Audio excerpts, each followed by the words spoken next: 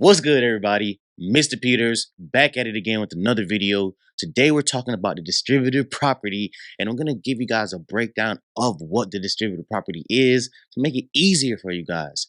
So, when we talk about a distributive property, guys, we're talking about multiplying a single term by a group, right? And normally, this group is going to be inside parentheses, okay, guys? And when after we multiply, we're typically going to add those products or subtract them. So when you look at the top left of your screen, these two equations that you just see, they're just breaking down what the distributive property looks like, all right, when we're talking about adding.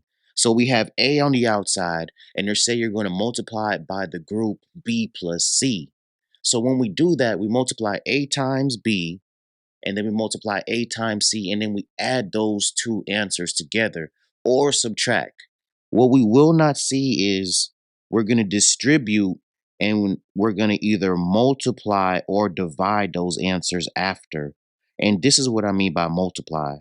So we have AB, right, times BC, or if we're talking about division, we would have AB divided by BC. So just understand you will not see the distributive property like this, okay? It normally works, like I said, in the first two scenarios. And when we look at our problem, I'm going to go through different examples. So when we're just talking about numbers, what they want us to do in this first problem is to multiply 2 times 5.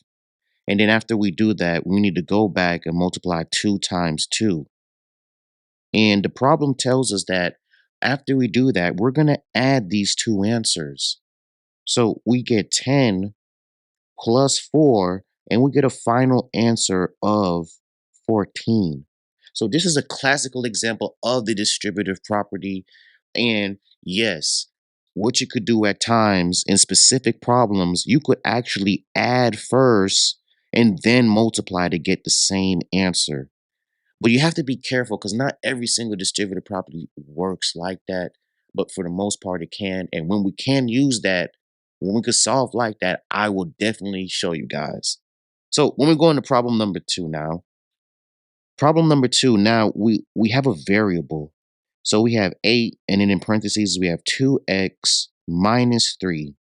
And I understand the variable sometimes makes it so tricky. Like, where does this X, where does this Y, where does this B come from? And what I want to tell you guys is it's the same thing that applies, right? X is a unknown number, right? And it's just a placeholder. So we're just going to keep it there. And what we want to focus on in this problem when we distribute is multiplying our two numbers together. So we have 8 times 2x, and then, right, which gives us 16x. I'm sorry. This gives us 16x because we don't know what x is, but we know whatever it is, we're going to then multiply it by 16. So understand what's going on there. If we don't know the term, it's just going to stay there as a variable, okay? So now we have 16x, and we go back and we want to multiply 8 times negative 3. Now just understand when we do 8 times negative 3, guys, that means our answer is going to be negative, right? So this would be 16x minus, right, 24. So just remember that if it's negative, it's going to be minus. If it's positive, it's going to be plus, all right? So please just understand how we got 16x minus 24. And once we're at this step, we can't go any further with simplifying the expression because we do not know what x is. So we would leave it here. Sometimes students may get a little confused and think that, hey, now I need to actually subtract 24 from 16x. But no, guys, we're done with the problem. So we'll go to another type of problem, right? So let's say in one of our problems now, we have more than one variable. So this is what I mean. So let's say we have a problem now. And in our next problem, we have, let's write this out real quick. Well, you know what? I'm sorry. I made a little mistake. This is the problem I'm going to do.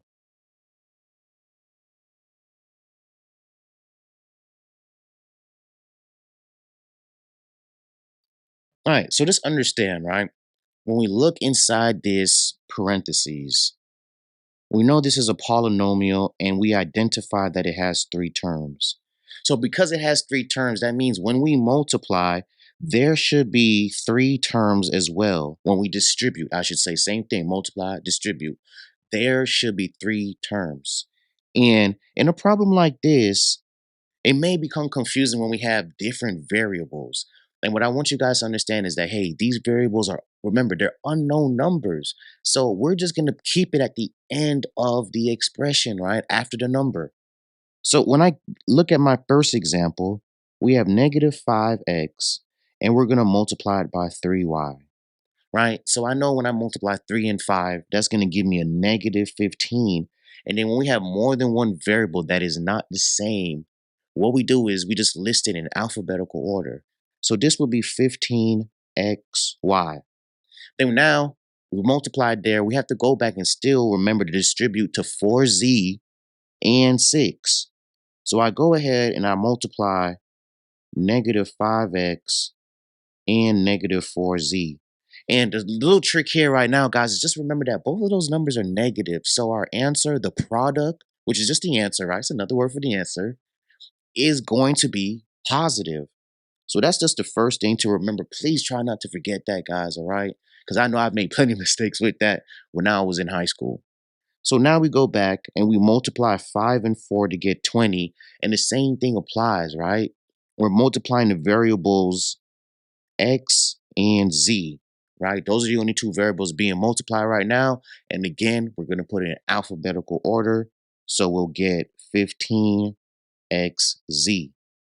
And then now, still not done. Still not done. We got to go back again because we have one more term that we did not distribute to, which is 6. So I go back to 6, and now we're multiplying negative 5x and 6. And what we're going to get is negative 30x, right? Let's not forget to put this down here as well, right? And what we notice is that 6 does not have a variable, guys, but that's okay. We're going to multiply 6 and 5. And like we said, x is going to be a placeholder at the end. And when we get to this step here and I put my answer in a box, right? Just remember, this is our final answer. There's nothing for us to do. We cannot add or subtract these terms because they're not like terms and we do not know what the variable x and the variable y stands for. So just remember, when we're distributing, guys, we're trying to multiply a number on the out, a single term, right? A number to a group that's inside parentheses. And the biggest thing is to make sure that we remember we multiply each by each term. All right. Sometimes we forget or we make an issue with the sign by getting it wrong. Okay. But let's look at one more problem for today.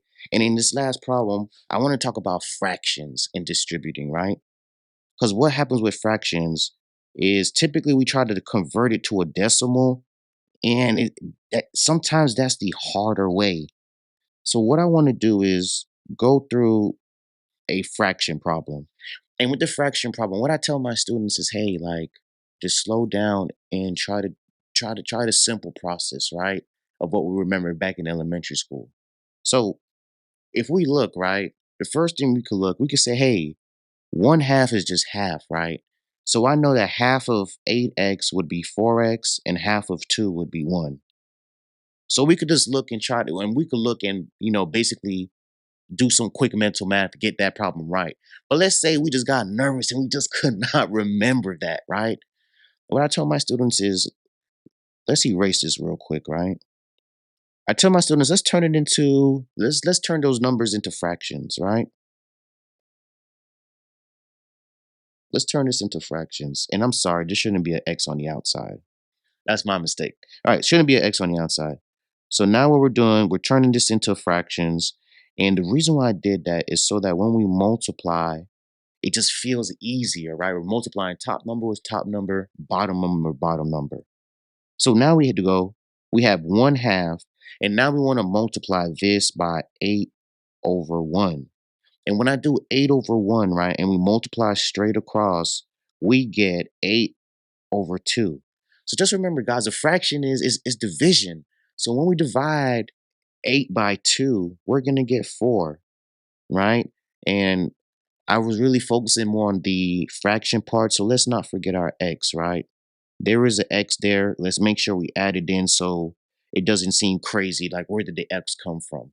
So the x was next to 8, right? So we know we have 1/2 multiplied by 8x, right? Now we have 8x over 2.